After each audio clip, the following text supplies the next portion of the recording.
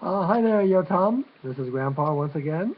Actually, I'm sitting in the same place, and I'm going to read another, actually 20 minutes of Harun and the Sea of Stories, which will be number 8. I hope you're enjoying them. They're rather complicated, so I hope that you're able to follow all the details of it, but in any event, you should let me know. You can either write me in Hebrew, and I can translate it, to my email, or you could tell Abba, and he will write me in English. Okay? So, they're on the Hupo, and it reminds him of Butt, the mail coach driver. Their speed increased again, and Harun shouted into If's ear, "No bird could fly this fast. Is this a machine?" The Hupo fixed him with its glittering eye. "You have some objections, maybe, to machines?" it inquired, in a loud, booming voice that was identical in every respect to the mail coach driver, But. And at once it went on, but, you have entrusted your life to me. Then am I not worthy a little of your respect? Machines also have their sense of self-esteem, of how they feel about themselves. No need to gawp like that, young sir. I can't help it if I remind you of someone. At least being a driver, he's a fellow who feels fond of a good, fast travel machine. "You can read my mind," Harun said, somewhat accusingly, because it wasn't entirely a pleasant feeling to have one's private thoughts bugged by a mechanical bird. But, certainly," answered the Hupo, "and I am also communicating with you telepathically, because as you may observe, I am not moving my beak, which must maintain its present configuration or position for aerodynamic reasons." In other words, he has to keep his beak pointed forward. If he goes sideways, the wind will catch it and knock them off course. "How are you doing that?" demanded Harun, and back came the inevitable answer, quick as a flash of thought. "By a P2C2E, a process too complicated to explain." "I give up," said Harun. "Anyway, do you have a name?" "Whatever name you please," replied the birds. "Might I suggest, for obvious reasons, But?" So it was that Harun, the storyteller's son, soared into the night sky on the back of But, the Hupo, with If, the water genie, as his guide. Wow, what a scene. The sun rose, and after a time, Harun spotted something in the distance, a heavenly body like a large asteroid. "That is Kahani, the Earth's second moon," said But, the Hupo, without moving its beak. But, Harun stammered, much to the Hupo's amusement. "Surely the Earth has just one moon. How could a second satellite have remained undiscovered for so long?" But, it is because of speed," But the Hupo responded. "Speed, most necessary of qualities. In any emergency, fire, auto, marine, which is the water, which is required, what is required above all things? Of course, speed. A fire truck, ambulance, rescue ship. And what do we prize for on a brainy fellow? Is it not his quickness of thought? And in any sport, speed, of foot, hand, eye, is of the essence. And what humans cannot do quickly enough, they build machines to do faster. Speed, super speed. If not for the speed of light, the universe would be dark and cold. But if speed brings light to reveal, it can also be used to conceal, to hide.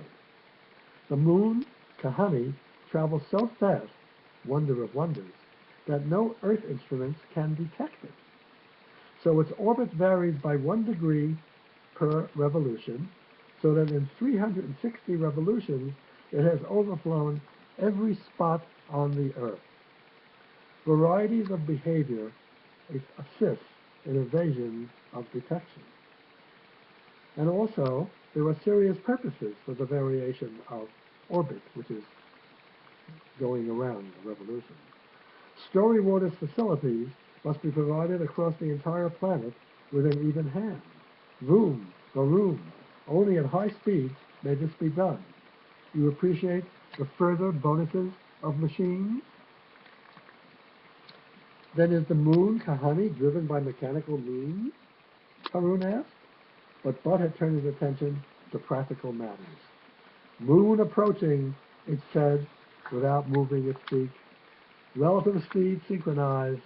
Landing procedures initiated. Splashdown in 30 seconds. 29, 28. Rushing up toward them was a sparkling and seemingly infinite expanse of water. The surface of Kahani appeared, as far as Haroon's eyes could see, to be entirely liquid. And what water it was!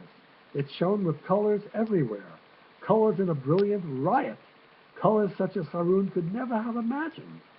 And it was evidently a warm ocean. Haroon could see steam rising off it, steam that glowed in the sunlight. Pete caught his breath. The ocean of the streams of stories, said If the Water Genie, his blue whiskers bristling with pride.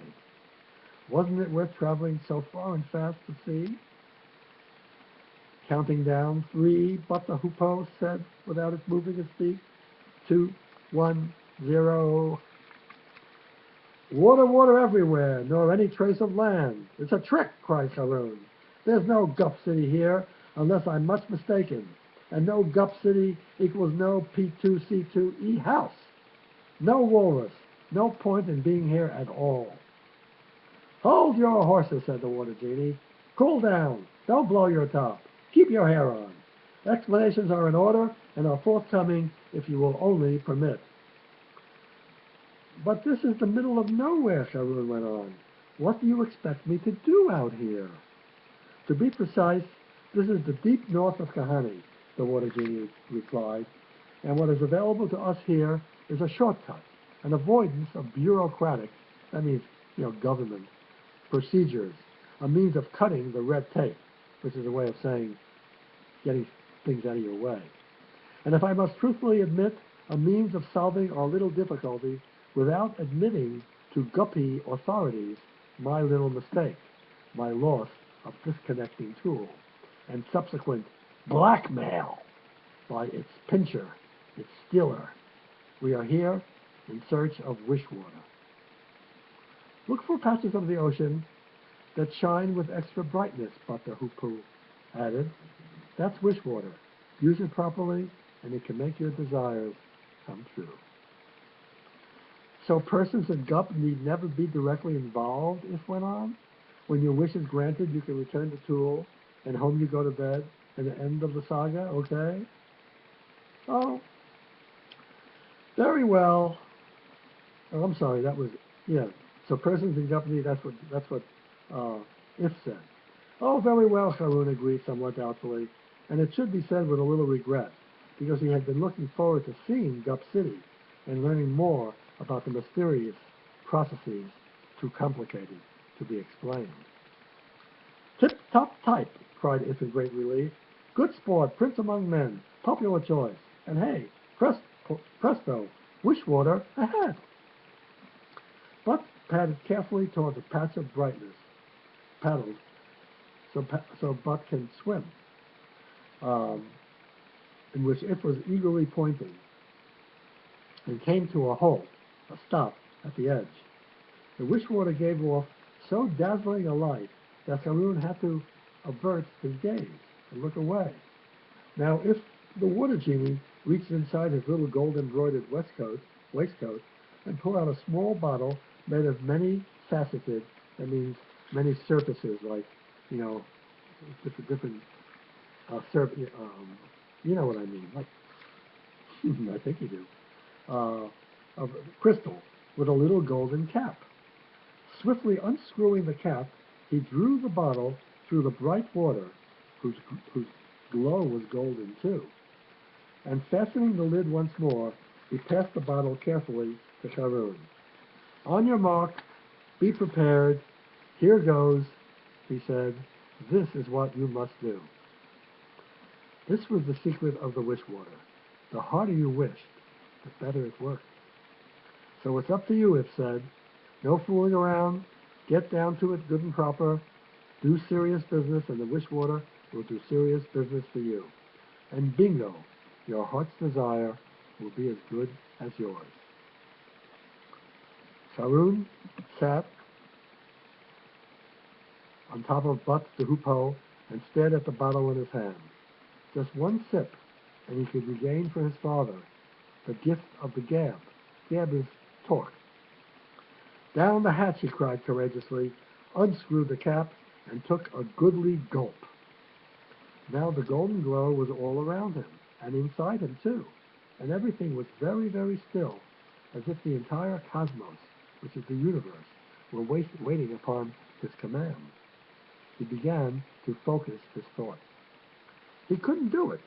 If he tried to concentrate on his father's lost storytelling powers and his canceled story water subscription, then the image of his mother insisted on taking over, and he began to wish for her return instead, for everything to be as it had been before.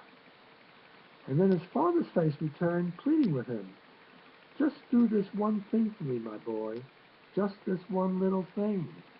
And then it was his mother again, and he didn't know what to think, what to wish, until with a jangling noise, like the breaking of 1,001 violin strings,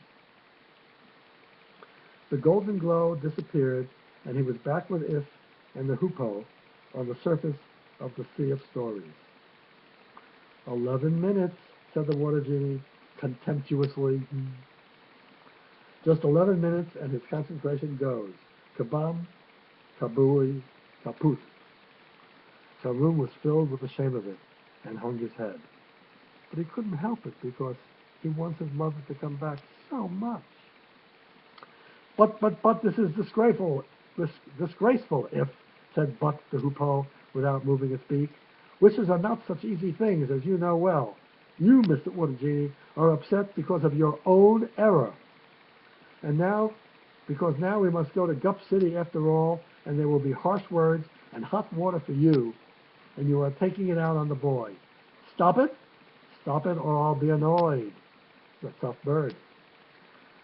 Truly, this was a most passionate, even excitable sort of machine, Sharon thought, in spite of his unhappiness. Machines were supposed to be totally rational, but this bird could be genuinely emotional. If looked at the red blush of humiliation that was all over Sharon's face, and softened somewhat. Gup City it is, he agreed, unless, of course, you'd like to hand over the disconnecting tool and just call the whole thing off. Sharon shook his head miserably.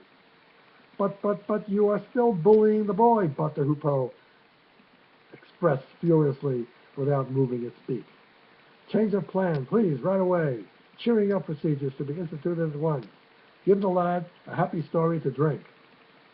Not another drink, Sharon said in a slow, small voice. What are you going to make me fail at now? So if the Water Genie told Sharon about the ocean of the stream of stories, and even though he was full of a sense of hopelessness and failure, the magic of the ocean began to have an effect on Sharon. He looked into the water and saw that it was made up of 1,000,000,001 different currents, each one a different color, weaving in and out of one another like a liquid tapestry. A tapestry is a weaving, like it hangs on walls, of breathtaking complexity. And if explained that these were the streams of story, that each colored strand represented and contained a single tale of story. Different parts of the ocean contain different sorts of stories, and all the stories that had ever been told, and many that were still in the process of being invented, could be found here. The ocean of the streams of stories was, in fact, the biggest library in the universe. And because the stories were held here in liquid form, they retained the ability to change, to become new versions of themselves, to join up with other stories, and so become yet other stories, so that unlike a library of books, the ocean of the streams of stories was much more than a storeroom of yarns, which are stories too. It's not dead, but alive. And if you are very, very careful, or very, very highly skill. You can dip a cup into the ocean, said Haroon, like so. That's Danny barking. And here he produced a little golden cup from another of his waistcoat. And you can fill it with water from a single stream of story, like so. And he did precisely that. And then you can offer it to a young fellow who's feeling blue, and that's you, so that the magic of the story can restore his good spirits. Go on now, knock it back, have a swig, do yourself a favor, if concluded, guaranteed to make you feel number one. Haroon, without saying a word, took the golden cup and drank. Okay, I'm getting a little tired now, so I'm going to end this story, and we'll pick up again soon. Lots of love from Grandpa and Grandma, and you'll be seeing me on this YouTube again pretty soon. Bye-bye.